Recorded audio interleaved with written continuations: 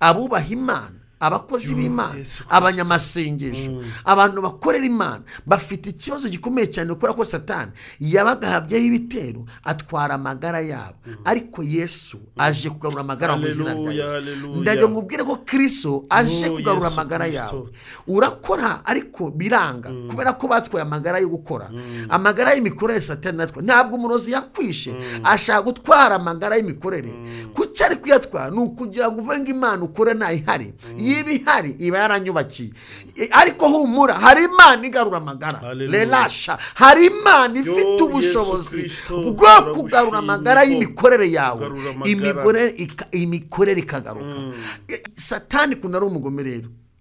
Umuntu aravuka ataba amaso agapfa ahagaze, kandi urupfu rubabaza. Ntugire urupfu rwo gupfa umuntu bagashingura, abantu bariyakira.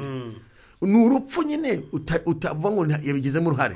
Nta muntu ubigiramo uruhare yapfuye.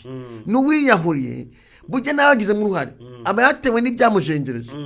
Naho tuzavuga impamvu umuntu yiyahura, nawe tuzavuga agoshye ashaka uyu munsi. Ndashaka kuvuga ku bantu wapfuye yagize ate ahagaze.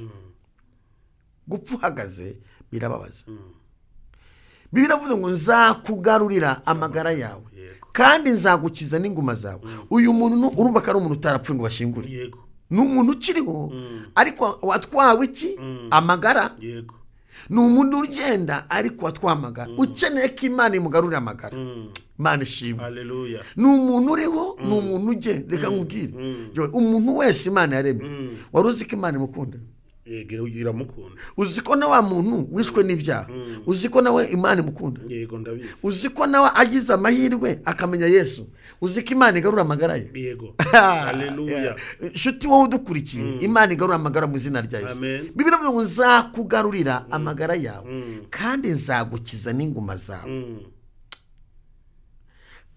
Uyu muntu ndi kuvuga wa kabiri, ni umuntu wavutse mu muryango, avuka nk'abandi bana, yonka nk'abandi bana, arihirwa ishuri nk'abandi bana, ariko mu gihe yakagira akamaro umuryango agahita apfa agize ate ahagaze. Uyu wamusanga mu rupangu, uyu wamusanga mu muhanda, muri sosiyete ahantu henshi wamusanga.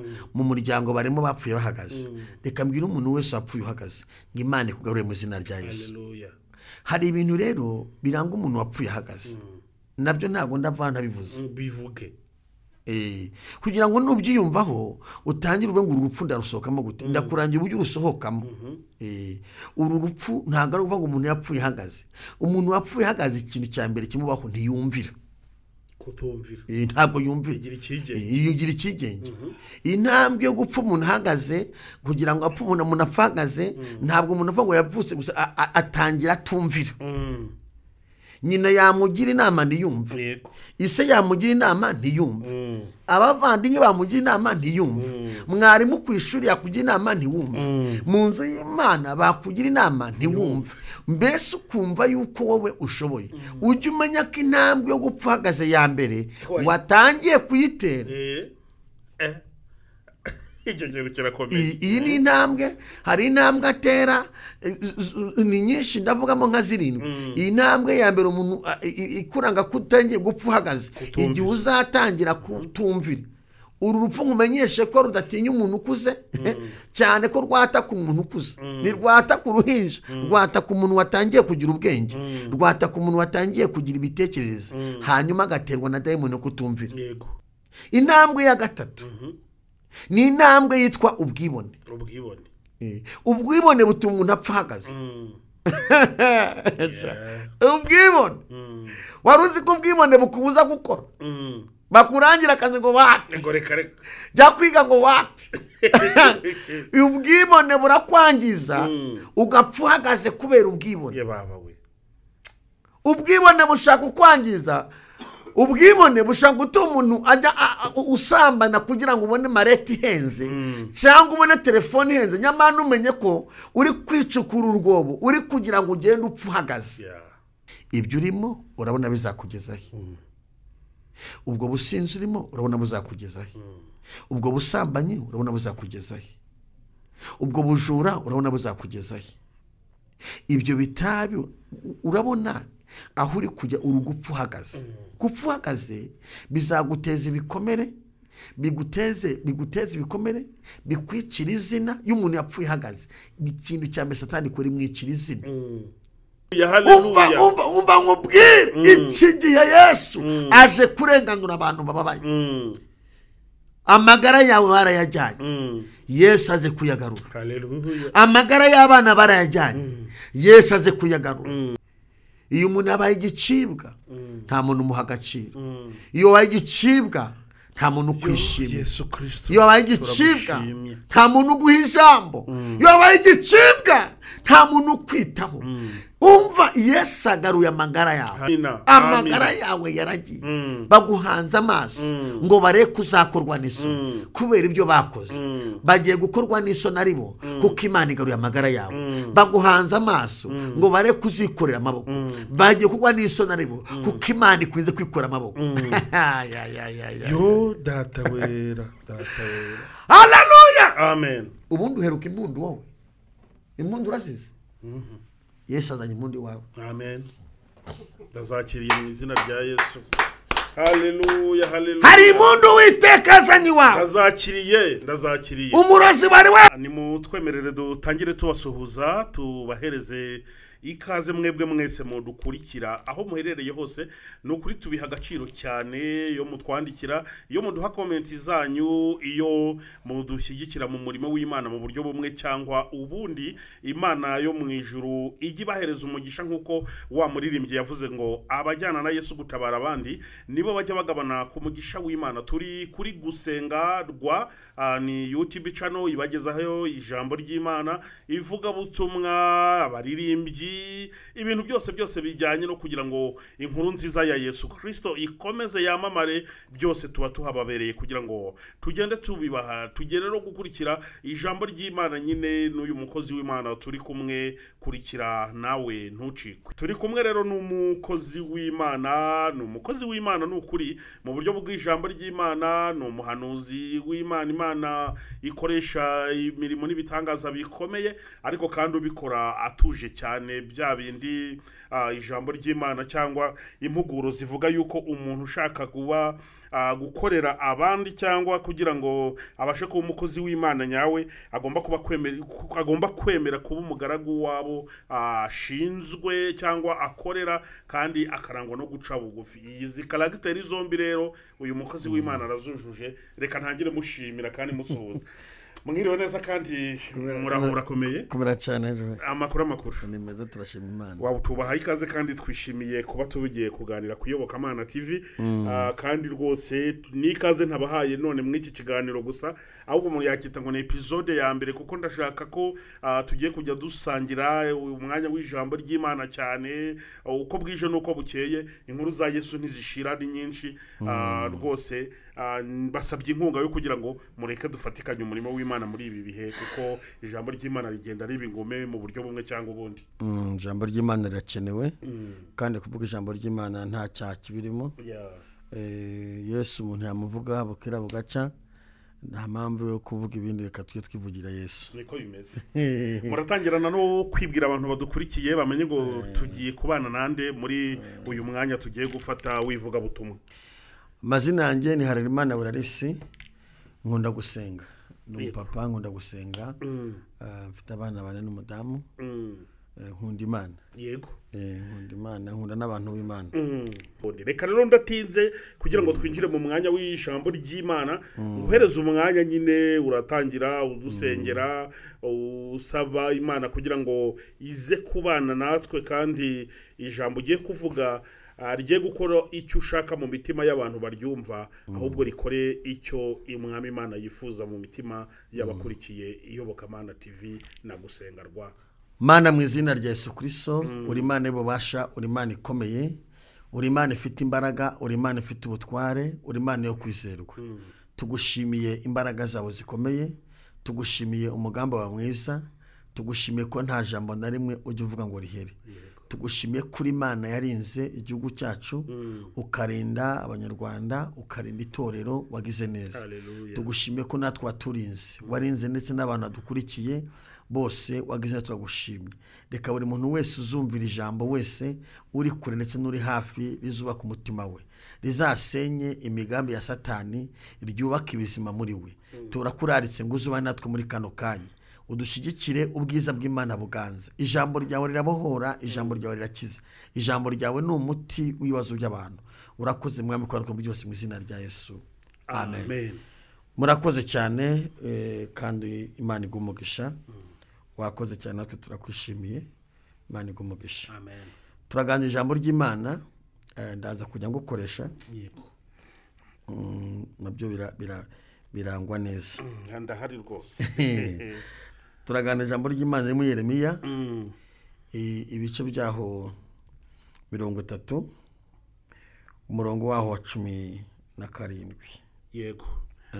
Reka dusome muri Yeremiya ibice 30 kuhera ku murongo wa 17. Yego.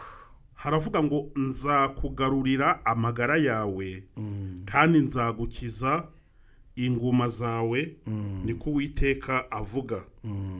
Kuko bari bakwise igicibwa bati hano ni Siyoni hatagira uhitaho. Amen. Mwakeneze ijambo ry'Imana. Amen. Iri jambo ry'Imana niyo turaza kuvugaho. Turavuga ku kintu cyitwa amagara, kandi buri muntu wese, umuntu wumva urimo w'ikinyarwanda, ari abarundi, ari abanyarwanda, ari abanyamurenge, hari abantu bumva w'ikinyarwanda ijambo amagara barabyumva. Amagara aba mu byiciro bitatu. Numvishije umwuka w'Imana amata kuvuga ku magara. Yego. Iri jambo Bibiliya ibamo ijambo rinini cyane. Ni igitabo kinini cyane kigizwe n'ibitabo byinshi. Ibitabo byinshi cyane 33 na garikiye byinshi cyane. Ariko ndashaka kuvuga kuri iri jambo ngo nzakugarurira amagara. Ubundi amagara aba mu byiciro bitatu. Hari amagara umuntu apfa bagashingwa akavuga ati yabuze amagara ye. Abantu bankurikiye kwiyobokamana no kuri gusengarwa, ndagira ngo tubigenderemo neza tuze kumenya amagara twatakaje naho yagiye, tubwire Yesu yagarure, kuko Yesu afite ubushobozi bwo kugarura amagara y'umuntu akagaruka. Hari amagara umuntu apfa bagashingura. Ayo muntu yapfuye abantu bararira, bakihangana, bakiyakira, bakavuga ati umuntu yabuze amagara ye, akibagirana, tugasiga tumwibuka. Hari amagara yandi umuntu apfa ahagaze. Mujya mu kinyarwanda ngo umuntu yapfuye yagize ate? Ahagaze. Nayo ni amagara. Numva ngo yapfuye umuntu ahagaze, ni umuntu utarapfuye ngo bamushingure, ariko mukuri akaba yarapfuye yagize ate? Ahagaze. Uyu muntu ababaza society. Uyu muntu arumbira igihugu, akarumbira itorero, naho bwakirumbira, akarumbira n'umuryango. Abikibazo kugisubiza. Mu bantu bababaje, ubutumwa nazanye buravuga ahantu habiri. Buravuga ku bantu bapfuye bahagaze, buravuga no ku bantu bapfuye bishwe n'abadayimoni. Nibo ndashaka kuvugaho. Hari umuntu wapfuye agapfa ahagaze, abigizemo uruhare ubwe, yisanga yarapfuye yagize ate? Ahagaze. Abantu bakamuza batura muntu kwa runaka yapfuye ahagaze. Reka mbabwiye ko uyu muntu wapfuye ahagaze ni umuntu uteza ibikomere, kandi Satani ishaka ubujyamo uruhare nawe ikamushyigikira. Buriya nta muntu utifuza gukora ibyiza, ariko umuntu abigiramo uruhare kugira ngo ese ni gute umuntu agira uruhare mu mafuti Satani kaze kamwagiserera nijyare. Ni ukuvuga ngo igihe cyose uzaba mu buzima, ukaba mu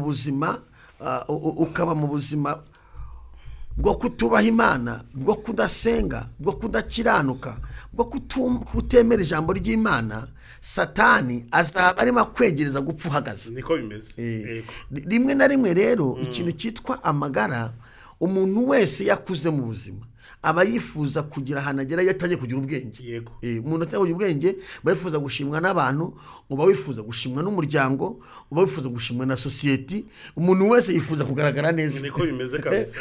Siko se? Nibyo. Ubu nawe wifuza kugaragara neza. Nibyo pe. No nanjye nuko. Hanyuma Satani kunari umugome rero.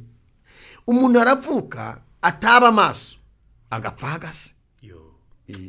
kandi urupfu rubabaza ntugire urupfu rwo gupfa umuntu bagashingura abantu bariyakira ni urupfu nyine utavuga ngo yabigizemo uruhare nta muntu ubigiramo uruhare yapfuye n'uwiyahuriye burya nawe agizemo uruhare aba yatewe n'ibyamujengereje naho tuzavuga impamvu umuntu yiyahura nabo tuzavuga agoshye kuba umunsi ndashaka kuvuga ku bantu wapfuye yagize ate ahagaze gupfa uhagaze birababaza biravuze ngo nzakugarurira amagara yawe kandi nzagukiza n'inguma zawe uyu muntu urumva ko ari umuntu utarapfuye ngo bashingure ni umuntu ukiriho ariko watwawe iki amagara ni umuntu ugenda ariko watwamagara ukeneye ko Imana imugarurira amagara Imana ishimwe haleluya ni umuntu uriho ni umuntu ugenda reka nkubwire umuntu wese Imana yaremye wari uzi ko Imana imukunda yego ugira mukunda uzi ko na wa muntu wishwe n'ibyaha uzi ko nawe Imana imukunda yego ndabizi uzi ko nawe agize amahirwe akamenya Yesu uzi ko Imana igarura amagara ye yego haleluya shuti wowe udukurikiye Imana igarura amagara mu izina rya Yesu Bibiliya ivuga ngo nzakugarurira amagara yawe kandi nzagukiza n'inguma zawe uyu muntu ndi kuvuga wa kabiri ni umuntu wavutse mu muryango avuka nk'abandi bana yonka nk'abandi bana arihigwa ishuri nk'abandi bana ariko mu gihe akagira akamaro umuryango agahita apfa agize ate ahagaze uyu wamusanga mu rupangu uyu wamusanga mu muhanda muri sosiyete ahantu henshi wamusanga mu muryango barimo bapfuye bahagaze reka mbwira umuntu wese wapfuye uhagaze ngo Imana ikugarure mu izina rya Yesu hari ibintu rero biranga umuntu wapfuye ahagaze nabyo ntabwo ndavana bivuze bivuge kugira ngo nubyiyumvaho utangire ube ngo urupfu ndarusohokamo gute ndakurangira uburyo urusohokamo uru rupfu ntabwo ari ukuvuga ngo umuntu yapfuye ahagaze umuntu wapfuye ahagaze ikintu cya mbere kimubaho ntiyumvira kutumvira ntabwo yumvira igira ikigenge intambwe yo gupfa umuntu ahagaze kugira ngo apfe umuntu afagaze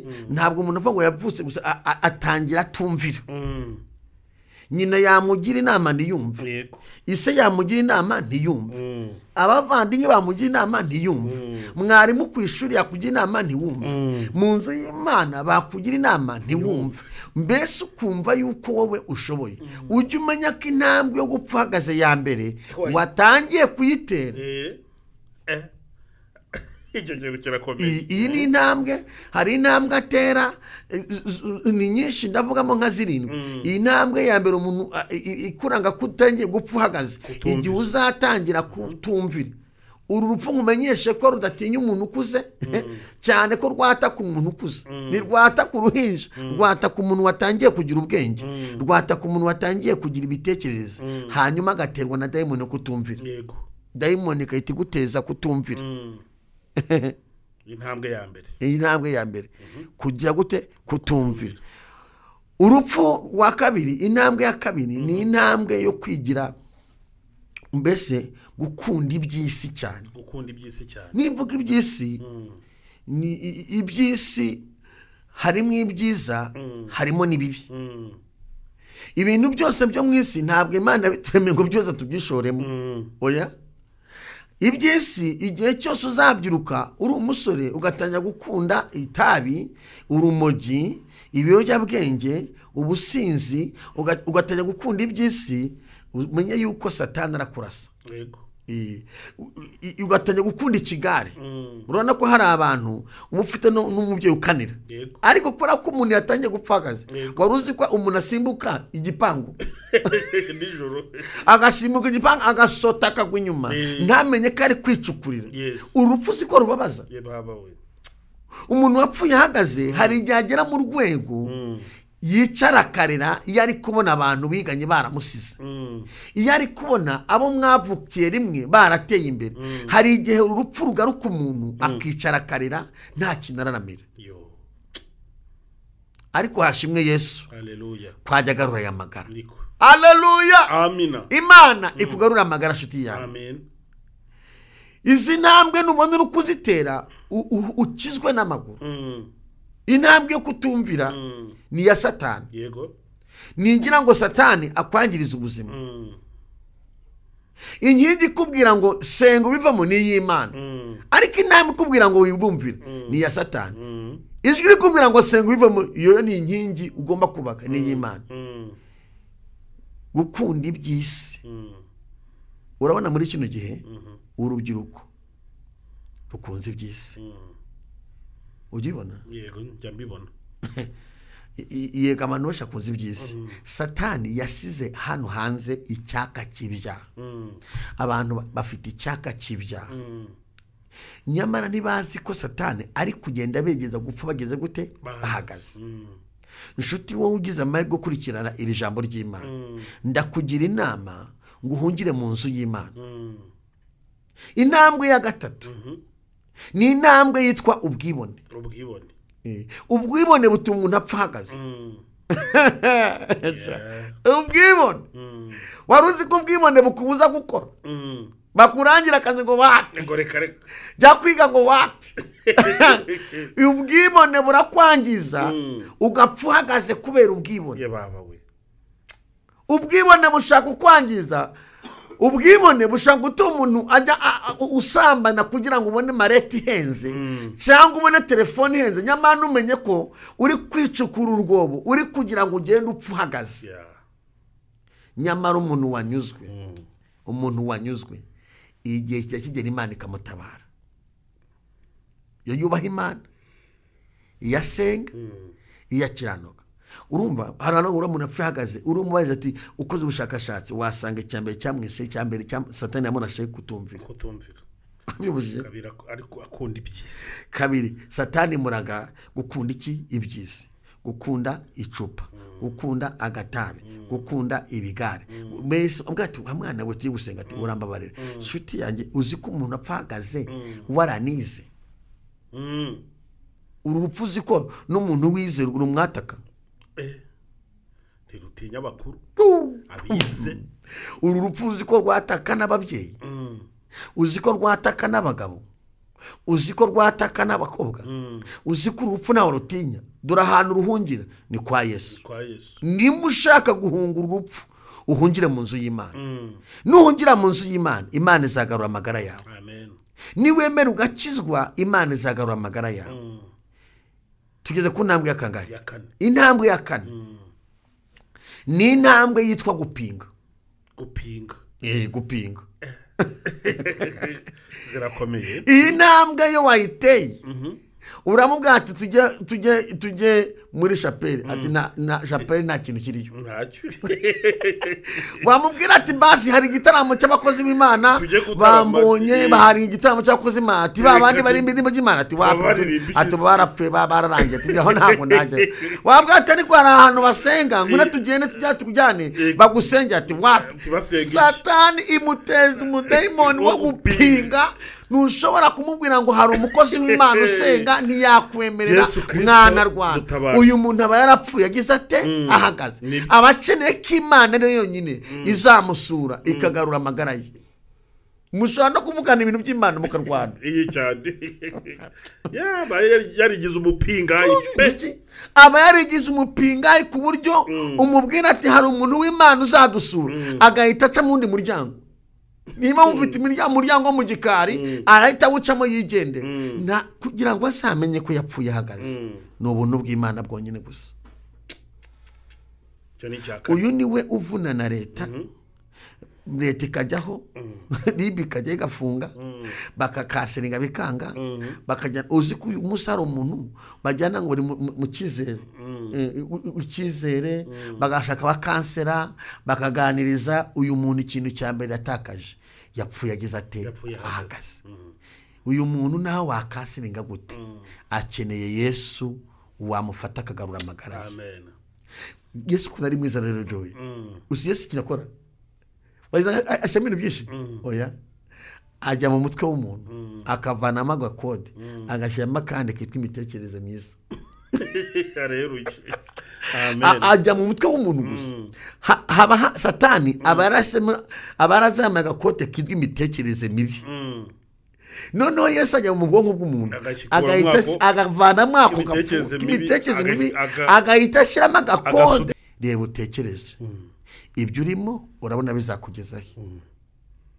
ubwo businzi urimo urabona buzakugeza he ubwo busambanyi urabona buzakugeza he ubwo bujura urabona buzakugeza he ibyo bitabi urabona aho uri kujya urugupfu uhagaze gupfu uhagaze bizaguteza ibikomere biguteze ibikomere bikwicira izina y'umuntu yapfuye ihagaze ikintu cya Satani kuri mwicira izina witwa izina ritarukana n'andi mazina iyo unazutse Yesu akurateza iri zina ndakwifuriza kuzuka mu izina rya Yesu aha si matinda nagira ngo nteko hataruka kuko uyu muntu Imana iramukeneye aba bantu Imana irabakeneye ahantu waba uherereye hose ubwire Yesu ngo mwami ndifuza ko ungarura amagara ese ukeneye ko Imana igarura amagara yawe uze kubitekerezaho mu kanya tubaza gusenga yego cya gatanu icyagatana kivuga ndagukurikiye nibindi ngo wavuze ya data we baratse nkabisubika nkazasubukuro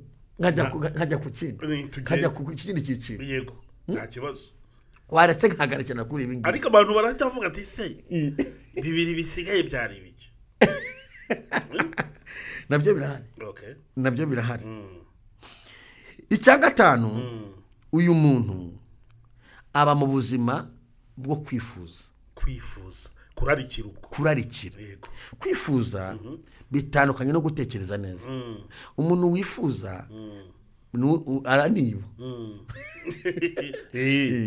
iyo yamaze gupfa ahagaze ahora na computer atari agaterura yahora n'imodoka yakutuza mu icyuma abona hano zaparika imodoka basanga yakuyemo ipine cyangwa yakuyemo televiziyo cyangwa ayishakujemo radio yatewe n'umudayimoni no kuyute wo kwifuza nta kubera ko yapfuye ahagaze ntashobora kugira imbaraga zo kwigira aba yarapfuye yagize ate ahagaze iyi ntambwe ni intambwe ibabaza yo kwifuza kuko burya umuntu unyurwa ni umuntu wamenye Kristo umuntu unyurwa aba yaramenye Kristo anyurwa n'umwambaro yambaye anyurwa nuko asa akanyurwa nuko ameze ubuntu bw'Imana buramunyura ariko umuntu utaramenya Imana wapfuye uhagaze arifuza nshuti yanjye uzatere kamera hasi uhure nawe azayibatura ntuzabanyanyuze kuko yatewe na demoni yo kwifuza ni icyaha gikomeye kwifuza no gutekereza cyangwa no kugira imihigo biratandukanye kugira imihigo no kugira imitekerereze myiza kwa ngo nindamuka ngize imitekerereze nindamuka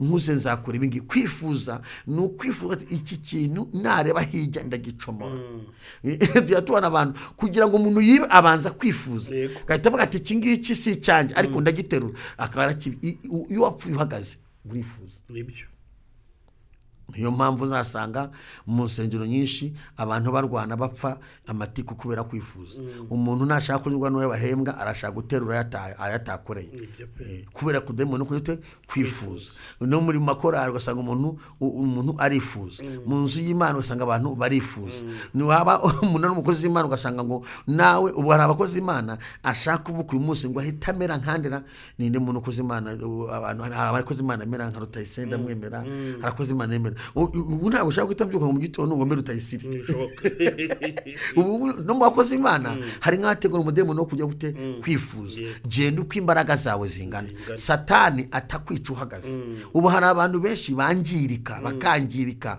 kwifuza n'icyaha gikomeye cyane aho kwifuza gira inzozi nziza uvuge ngo mwami nkomereze amaboko nkomereze mu imbaraga ume gukiranuka ume kubaha Imana nanjye nzagera hari nzaterekeye mu cyaro runaka aha ni wifuza uratajya gutegenika nibyo Imana ishimwe amen shuti mwe mudukurikiye kuyoboka Imana ndetse no kuri gusengarwa ndakwifuriza kudapfa uhagaze ibyaguhitana birahari inshuti yanjye muko nkurikiye ibyo bishuko bikuriho ni ibigira ngo upfa uhagaze ndakwifuza ngo Satani nawe ucomore mu rusengero gumana na Yesu yewe wamenye Imana gumana na Yesu amina yewe wamenye Imana we gumana na Yesu Yesu ni mugumana azahindura amateka yawe icyangatandatu uyu muntu aba mu buzima bwo kwigunga kwiheba Satani mutereza ubuzima bwe n'ubuzima bwo kwigunga iyo wapfuye uhagaze ugira mu buzima Satani akagutereka ahantu hitwa kwigunga ukaba mu buzima bwo kwigunga ukagira ukitwa umurakare rimwe na rimwe ushaka ukuntu umuntu ateye umuntu igipfunsi batanarwanya cyane uzumura kwati urahazi impamvu nuko uhazi Satani baratwaye icyizere cyarashize Imana imushoboze mu izina rya Yesu umuntu nkurikiye namwifuriza kugira ngo Imana ihindura amateka kuri we umuntu nkurikiye Imana igushoboze kugira ngo uzuke mu izina rya Yesu Imana igarura amagara uyu ni umuntu wapfuye ageze ate ahagaze nimba hari ibintu bibabaje mu isi nimba hari ibintu apana mu gihugu mu isi nimba hari ikintu cyo kibabaje mu isi nukugira umwana agapfa ahagaze birababaza bitera gahinda bitera ibikomere ubyara umwana sura umugabo ubyara umwana uvuga ngo mwami ndifuza ko umwana wanjye azagira uba mu buzima ubu ngubu madamu wavuga ati ndifuza kumutwara agira hangaha nimba ari cyo nukubona umugabo yarashatse umugore ukabona umugabo apfuye ahagaze ukabona umugabo araramuka nevu arara mu nzoga yapfuye agira ate ahagaze uzi ko ari abantu badataha mu rugo baba mu kabari kubera gupfa umuntu ahagaze nimba hari umuntu uhomba iby'agaciro iyo umuntu yapfuye ahagaze nta muntu umugirira icyizere nta muntu wakwizera nta muntu ukugirira impuhwe nta muntu waguha akazi nta muntu waguha umwana ngo umwirigwane nta muntu wakuguriza amafaranga banke ntiyaguha amafaranga nishoboka nta muntu waguha n'isafuriya wimutwaze nta muntu waguha n'isahani wimutwaze iyo wapfuye uhagaze abantu baguhungira kure ndetse nabo muvukana baravuga ngo ntabwo tuvukana iyo umuntu yapfuye ahagaze abantu baramwihakana Bibiliya ivuga ngo yabarabaye intumbi Bibiliya ivuga ko abarabaye iki intumbi niko birivuga muntu nkurikiye ndi hano ndakwifuza ngo ndakwifuriza ntuzapfa uhagaze Yesu Kristo icyo Satani abereyeho ni ukwambura umuntu iby'agaciro akamwica ahagaze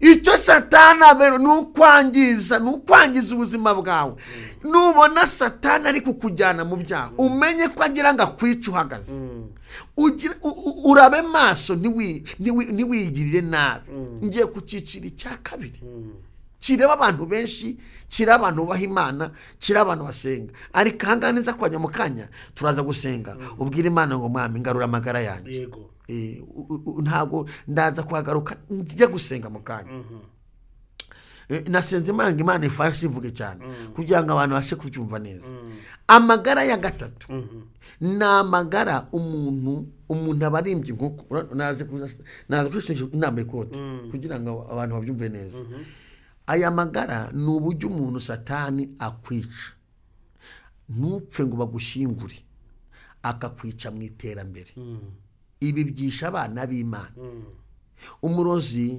ntakwica ngo upfe ntakwica ngo bagushyingure ariko akwica mu mikorere ibyo upanze gucuruza bigahomba akakwica mu rushako wapfugize ute ni amagara yatwaye amagara y'urushako atwara amagara y'imikorere agatwara amagara y'umunezero agatwara amagara y'iterambere ubu nimba hari ibintu tumye abantu badasinzira nayo magara abubaha Imana abakozi b'Imana abanyamasengesho abantu bakorera Imana bafite ikibazo gikomeye cyane kubera ko Satani yabagahabyeho ibitero atwara amagara yabo ariko Yesu aje kugarura amagara mu izina rya Yesu ndaje mubwire ko Kristo aje kugarura amagara yabo urakora ariko biranga kubera ko batwaye amagara yo gukora amagara y'imikorere Satani natwe ntabwo umurozi yakwishe ashaka gutwara amagara y'imikorere kuki ari kuyatwara nukugira ngo uvuge Imana ukore ntayihari ibihari iba yaranyubakiye ariko humura hari Imana igarura amagara relasha hari Imana ifite ubushobozi bwo kugarura amagara y'imikorere yawe imikorere ikagaruka aya makuru ni amakuru y'Abisiraheli ntabwo bari barapfuye inshuti zanjye ariko bari baratwawe amagara yabo babura uburenganzira bwabo barasuzugurwa ariko Imana ibibutse igarura amagara yabo. Reka mbwira umuntu nkurikiye uri kure na hafi ngo Imana ifite ubushobozi bwo kukugarurira amagara. Haleluya. Imana ikugarurira amagara. Inshuti yanjye urababaye amagara. Umurozi ntago abarozi yatakwishe aragukerereza. Ntidukeneye kana gukerereza. Yesu nagarura amagara. Uzi kubaho ukajya imyaka 40 utarashaka, uzagambira kujyana abana ku ishuri, ubwo se nijyane ubwo nijyane. Imana bwira Yesu agarura amagara y'urushako. Umurozi ntiyakwishe ngupfe, ariko yatwaye amagara y'urushako. Urarambagiza ntibikunda, urarambagizwa ntibikunda. Kubera iki? Batwaye amagara y'urushako. Iyo bagutwaye imyenda bakakuzinga, babatwaye amagara y'urushako. Iyo batwaye abantu bangu ngo baranzinze, nta kiri nyine, abatwaye amagara y'urushako gushaka bikanga, ukurambagiza bigapfa. Ariko bamubwire Yesu ajya agarura ayo magara. Umuka Imana yakuniye ngubwire ngo ni wizera amagara y'urushako Imana iragarura. Haleluya. Amagara y'imikorere Imana iragarura. Umuroza gutwara amagara y'imikorere. Wacuruzaga ukajya Dubai, wakoraga hanze, waragiye hanze ugatega indege ukamugeza siporo ugatera imbere. Umuroza gwawe gitero ntakwice, agatwara amagara y'imikorere. Ibintu umuntu yarafite ugasanga biri kugenda bimanuka. Iri ni hishurirwa na hishuriwe. Umuka Imana ngo abantu benshi Satani hari ngo yabishe ngo bapfe, ariko yatwaye amagara y'imikorere. Imikorere yabo yagiye down. Nzakugarurira amagara. Amen. Ogereka manze marebera kare. Yo ndafashijwe n'ukuri. Imana igarura amagara y'abantu bose bari kuri iki kiganiro mu izina rya Yesu. Mutima wihebye, mutima ubabaye, mutima umaze igihe ufite agahinda kora kamagara yagiye. Yesu afite ubushobozi bwo amagara yawe. Yesu Kristo turabyizeye. Yewe mutima wihebye, yewe mutima ubabaye, yewe mutima wihebye, humura Yesu akwitayeho. Orasharamo humura Yesu akwitayeho. Yewe mutima wihebye, yewe mutima ubabaye, orasharamo yewe mutima wihebye, humura Yesu akwitayeho. Humura, humura Yesu akwitayeho. Nukubabaye ufite agahinda, uhora wibaza ahazaza hawe. Ndagira ngo nkubwire ko Yesu agukunda kandi akwitayeho. Haleluya Yesu. Yewe mutima ubabaye, yewe mutima ubabaye, orasharamo yewe mutima wabaye. Humura, humura Yesu akwitayeho. Humura, humura Yesu akwitayeho. Nuguhorurira humura, humura Yesu akwitayeho. Nugufite agahinda humura, humura Yesu akwitayeho. Nubwo ubona nta cyerekezo humura, humura Yesu akwitayeho.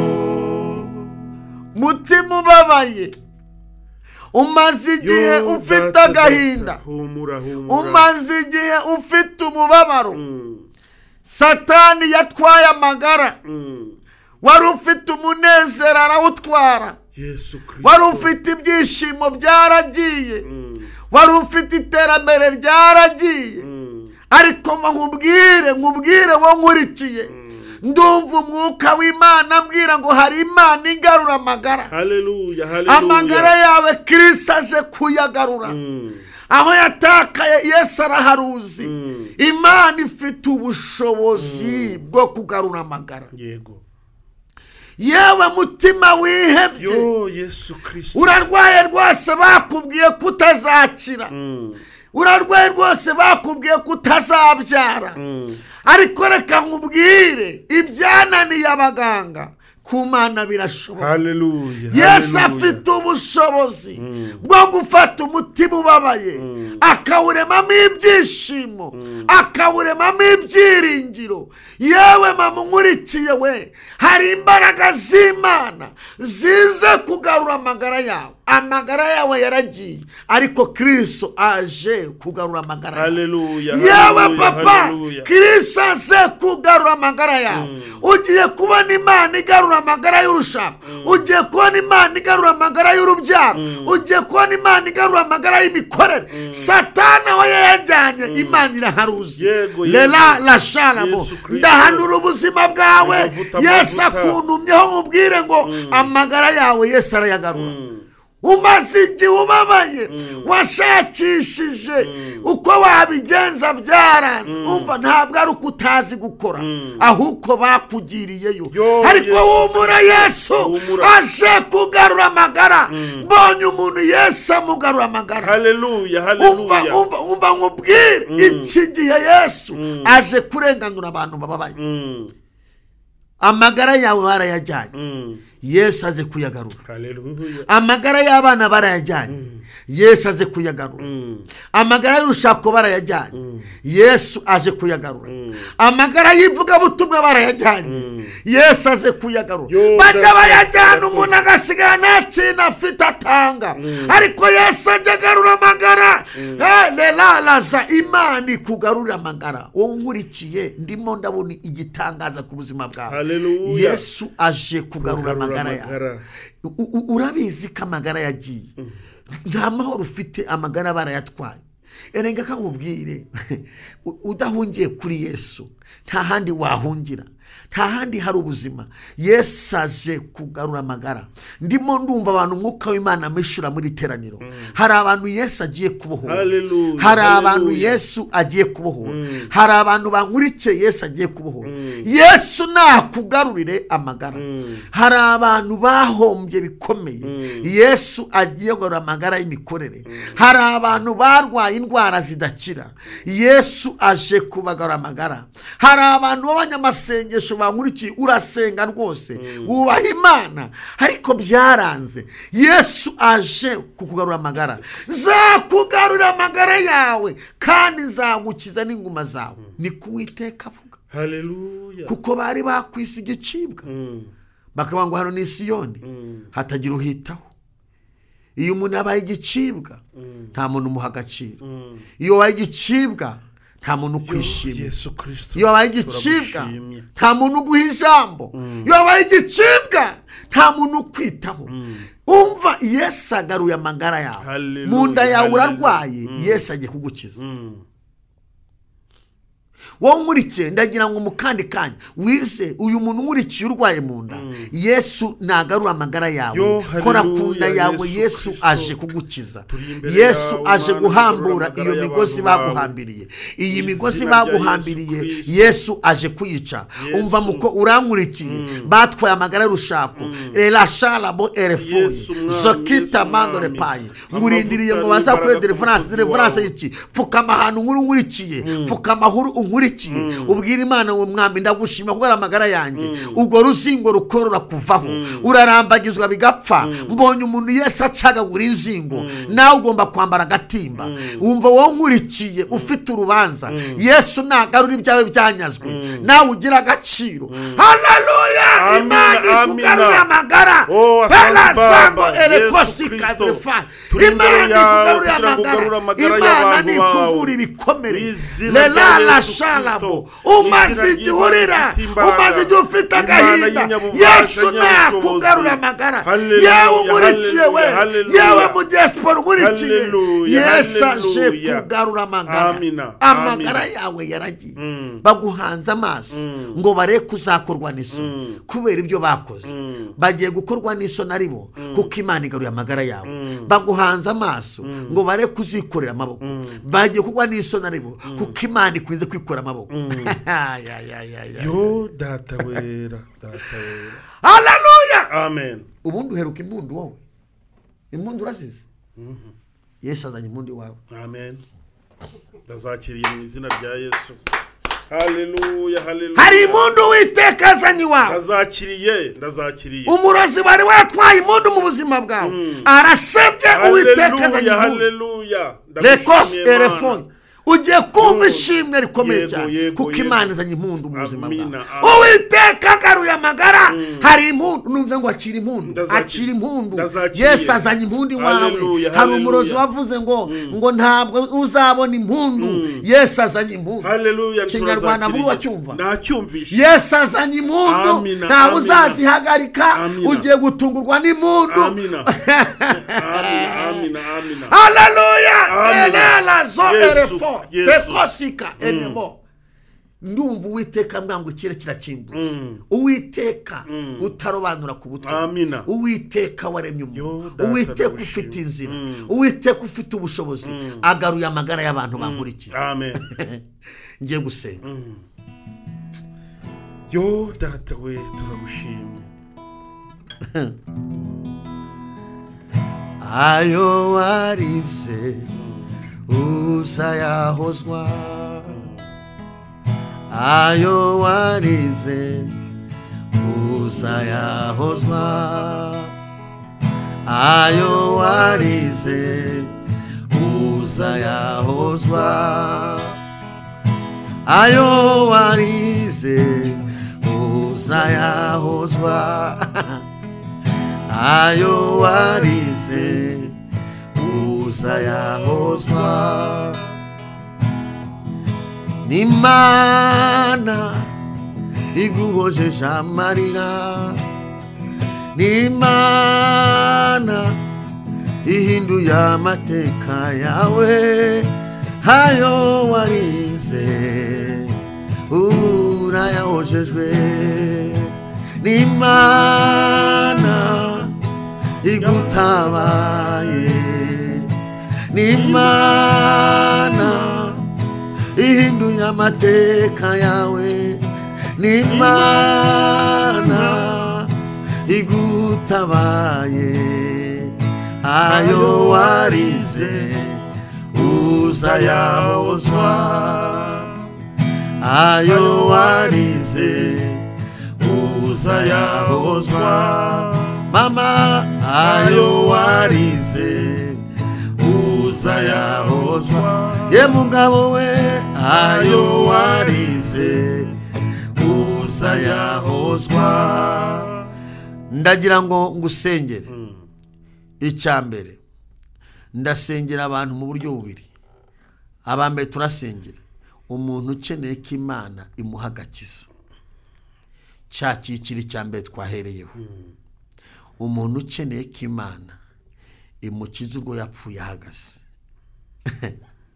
ukaba uzi ko rwari rukuriho ukaba ukeneye kuzuka pfuka amahuri ugira amahitamo meza ndagusengeye ngo Yesu Kristo navane kode wari ufite y'amahitamo mabi ayifungure ayivane muri wowe imitekerereze ipfuye ufite Yesu nayivane muri wowe narangiza agukorera igitangaza gikomeye agushiremo kode y'imitekerereze mizima agushiremo kode y'amahitamo mazima urankurikiye nawe wasubiye inyuma upfukame ubw'Imana ngo mwami ngarura amagara uwo no tugiye gusenga nawe nindangiza wowe umaze gukizwa umaze kwegera Yesu umaze guhinduka uhite winjira muri kino cyiciri cy'abantu Yesu agiye guhara amagara byonyine bari barakwishwagaze,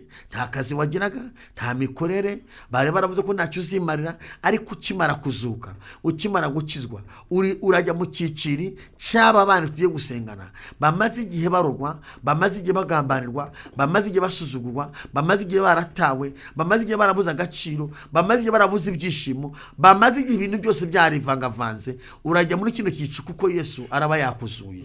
Nawe waguye, nawe winjire muri iki cyiciri, Yesu arahindura amateka. Reka mbabwire, Imana ijya imanura amatangazo mabi ku muntu ntawe igishije inama.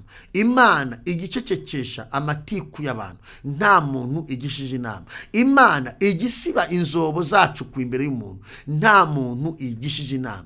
Imana igihaguruka igasiba urwobo baruguteguriye, ikarusiba ntabaje ngo se mbanze ngo se uranyemera ko rusiba. Irahaguruka ikarusiba ntawe igishije inama. Imana igifata umuntu ikamuvana ku gatebe kasonga bugari, ka gatebe kakandi ko hasi ko higiriye, ikagutereka ku ntebe yizunguruza y'icyubahiro, nta muntu ibajije. Imana igikuraho umuntu izina, nta muntu ibajije. Imana igikuraho umuntu uruzerero, nta muntu ibajije. Imana ni Imana ivuga ngo nguhaye kurama. Ntihagire umuntu uvuga ngo ndajuriye ngo kanaka nashaka kapfa mu gitondo nimureka apfa. Yivuze ngo nguhaye kurama, nta muntu ujurira. Reka nkubwiye, ndumva umwuka w'Imana nambwira ngo Uwiteka azuye ibyawe, nta mugome, nta mugambanyi, nta mupagani urazurira, nta murozi urajurira. Uwiteka azuye ibyawe byapfuye. Akira ubuhanuzi mu izina rya Yesu. Mana, mu izina rya Yesu Kristo wa Nazareti, ndasengeye uyu muntu wiyemeze kwa ngo mwami ndakwakiriye, ndakijijwe. Mwatoye imbaraga z'Imana kugira ngo ababarirwe. Amaraso y'Igorogota namweza mutunganye, ahinduke umwana w'Imana. Izina ryo gupfa hagaze ryibagirane, umurindire umutekano. Uyu nawe bashaka kwica ngo bashingure, umurinde amagara ye ntagire umuntu umuroga ngo apfe. Umwongere imyaka yo kunama kugira ngo azagukorere, kuko uri Imana y'amasezerano. Urakoze kuri Imana ibikoze, ugatanga imbabazi ku muntu wese, mu izina rya Yesu Kristo, amen. Ndagira ngo ndarike aba bakurikire. Umuntu urambagizwa bigapfa, aho nkurikiye shira amavi hasi.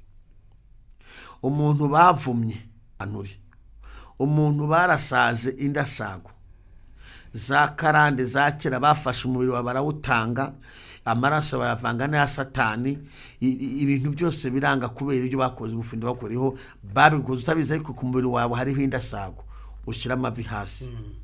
Umuntu ucuruza agahomba bidasobanutse, ushyira amavi hasi.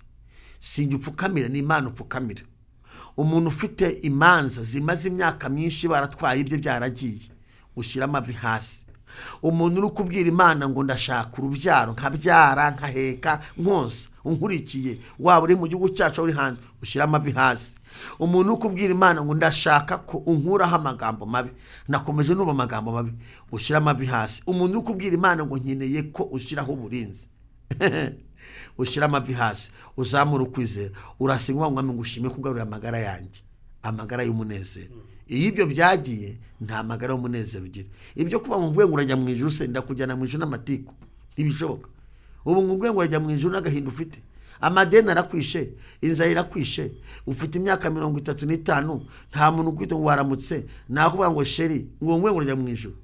Imana nibanze iguha ibitunga umubiri, ikurindire muri ubuzima n'ubugingo izabuguha.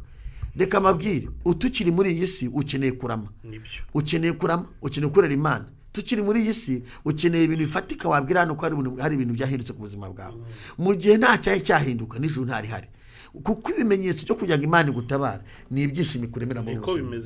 Satani rero afatira ibyishimo byawe, arakizwe mu izina rya Yesu. Wowe nkurikiye ngo upfukama wizere. Niba ufite uburwayi bwananiye abaganga, izere, sinjye bugukiza, ni Imana ibugukiza. Njyewe ndiwe narisi, ariko Kristo ndi muri njyewe abasha gukora igitangaza mu buzima bwawe ugakira. Ubwo burwayi ufite, yaba ari sida, yaba ari kanseri, yaba ari diabete, yaba ari indwara y'umutima, waba ari iyo urwaye ari yose, nimba hari n'ibikuniga nijoro, upfukame, hanyuma wese tusenga Imana. Wapfukamye. Data, mu izina rya Yesu Kristo, haleluya, haleluya. Uri Imana y'ububasha, uri Imana ikomeye, uri Imana ifite imbaraga, uri Imana ifite ubutware. Ndagushimiye ku gitangazo ukoze, ndagushimiye kuri Imana ihoje abana amarira ndagushimiye kuri Imana igaruye amagara y'ababyeyi ndagushimiye kuri Imana igaruye amagara y'abagabo yagiye ndagushimiye kuri Imana izuye imikorere y'abantu ndagushimiye kuri Imana ihagaritse imbaraga z'abapfumu amarozi yose batongerewe nabaveho amarozi yose barozwe nabaveho amarozi baroze ababyeyi nabaveho amarozi baroze abagabo nabaveho inzingo turabyirukanye za karande turazirukanye umwaku turawirukanye amateka y'abandikiye turayasezereye gukenyuka turabyirukanye uruzerero turarwirukanye kubura amahoro turabyirukanye dusengeye abantu badukurikiye bari mu bihugu bitandukanye abari mu gihugu cyacu uri Imana itanga umugisha Elena Sharabo turasengeye umuntu wese warudukurikiye ngo amateka ye ahinduke dukubise hasi byari byaramufatiriye imbaraga z'abakonikoni zamufatiriye turazirukanye ibyo biri kumubyiga bisohoke ibi byo kumutima bisohoke ibi byiga mu nda bisohoke ibimubuza umunezero bisohoke ibyafasha mu izosi bisohoke ibyafasha amoko bisohoke ugarura amagara y'abana bawe kugira ngo abantu bashime bavuga imbaraga zawe urakoze mwami Yesu kuri Imana ibikoze ukekure kwibahisha mu izina rya Kristo wa Nazareti amen. Imana ikugire neza Imana ikwiteho Imana igushoboze birashoboka ko wankenera cyangwa wankenera wamaga kuri numero yanjye ni 078 32 84 23 2 amazina ngina hari Imana Baranese 078 32 84 23 2 unambuze wahamagara uyu mukozi w'Imana nawe yangiraho Imana igarura amagara yawe ntago njye mubwiye ngo mpamagare ngo ngusengere ngo ukire umwakunga ibiki oya birashoboka ko umukemana yaguhato kumva arakonga arakubwiye ngo uyu muntu umushatse hari ikintu gihinduka ku buzima bwawe abantu ntukajye uvuga ngo ujye ubanza wumvijwe iby'Uwiteka ni wumvijwe iby'Uwiteka rikwegereye uzahamagaye ntacyo tuzagufasha Yesu abageneza mwamuri kumwe na Imana Baranese bye bye Imana ibaho umugisha amen.